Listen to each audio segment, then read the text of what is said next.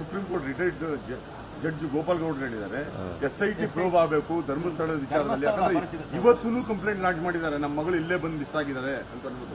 ಬಹಳಷ್ಟು ಜನ ಕೊಡ್ತಾ ಇದ್ದಾರೆ ಸರ್. ಅದು ನಾವು ಯಾವುದೇ ಗೋಪಾಲ್ ಗೌಡ್ರು ಹೇಳೋದಕ್ಕೆ ಅಥವಾ ಅವ್ರು ಹೇಳದೇ ಇರೋದಕ್ಕೆ ಪರನೂ ಇಲ್ಲ ವಿರೋಧನೂ ಇಲ್ಲ. ಕಾನೂನು ಪ್ರಕಾರ ಮಾಡ್ತೀವಿ, ಸರ್ಕಾರ ಕಾನೂನು ಪ್ರಕಾರ ಮಾಡಬೇಕು.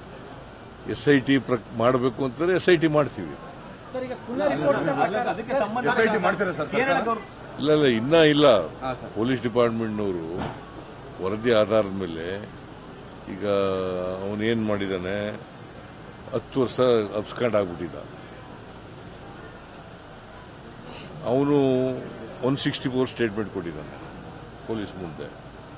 ಆ 164 ಸ್ಟೇಟ್ಮೆಂಟ್ನಲ್ಲಿ ಅವನು ಏನು ಹೇಳಬೇಕು ಎಲ್ಲ ಹೇಳಿದ್ದಾನೆ. ನಾನೇ ಊತ ಹಾಕಿದ್ದೀನಿ ಅಂತ ಹೇಳಿದ್ದಾನೆ. ಆ ಎಣೆಗಳನ್ನು ತೋರಿಸ್ತೀನಿ, ಬೇಕಾದ್ರೆ ಊತ ಹಾಕಿರೋ ಜಾಗ ಕರ್ಕೊಂಡು ಹೋದ್ರೆ ಮಾಡ್ತೀನಿ ಅಂತ. ಪೊಲೀಸ್ನವರು ಏನು ಹೇಳ್ತಾರೆ ನೋಡೋಣ, ನಾಳೆ ಇವತ್ತು ನಾಳೆ ಒಳಗಡೆ. ಸರ್ಕಾರದ ಮೇಲೆ ಯಾವುದೇ ತರ ಒತ್ತಡ ಏನಿಲ್ವಲ್ಲ ಸರ್ ಈ ವಿಚಾರದಲ್ಲಿ? ಸರ್ಕಾರದ ಮೇಲೆ ಯಾವುದೇ ಒತ್ತಡ ಇಲ್ಲ. ಒತ್ತಡ ಹಾಕಿದ್ರು ನಾವು ಯಾರ ಮಾತು ಕೇಳಲ್ಲ, ಕಾನೂನು ರೀತಿಯೇ ಮಾಡ್ತೀವಿ.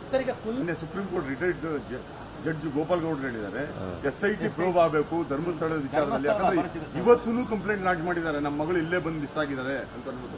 ಬಹಳಷ್ಟು ಜನ ಕೊಡ್ತಾ ಇದ್ದಾರೆ ಸರ್. ಅದು ನಾವು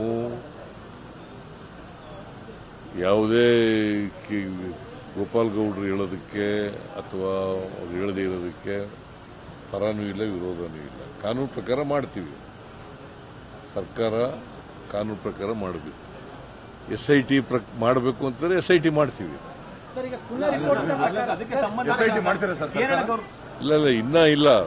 ಪೊಲೀಸ್ ಡಿಪಾರ್ಟ್ಮೆಂಟ್ನವರು ವರದಿ ಆಧಾರದ ಮೇಲೆ ಈಗ ಅವನೇನು ಮಾಡಿದ್ದಾನೆ, 10 ವರ್ಷ ಅಬ್ಸ್ಕಾಂಡ್ ಆಗ್ಬಿಟ್ಟಿದ್ದ. ಅವನು 164 ಸ್ಟೇಟ್ಮೆಂಟ್ ಕೊಟ್ಟಿದ್ದಾನೆ ಪೊಲೀಸ್ ಮುಂದೆ. ಆ 164 ಸ್ಟೇಟ್ಮೆಂಟ್ನಲ್ಲಿ ಅವನು ಏನು ಹೇಳಬೇಕು ಎಲ್ಲ ಹೇಳಿದ್ದಾನೆ. ನಾನೇ ಊತ ಹಾಕಿದ್ದೀನಿ ಅಂತ ಹೇಳಿದ್ದಾನೆ. ಆ ಎಣೆಗಳನ್ನು ತೋರಿಸ್ತೀನಿ, ಬೇಕಾದ್ರೆ ಊತ ಹಾಕಿರೋ ಜಾಗ ಕರ್ಕೊಂಡು ಹೋದ್ರೆ ಮಾಡ್ತೀನಿ ಅಂತ.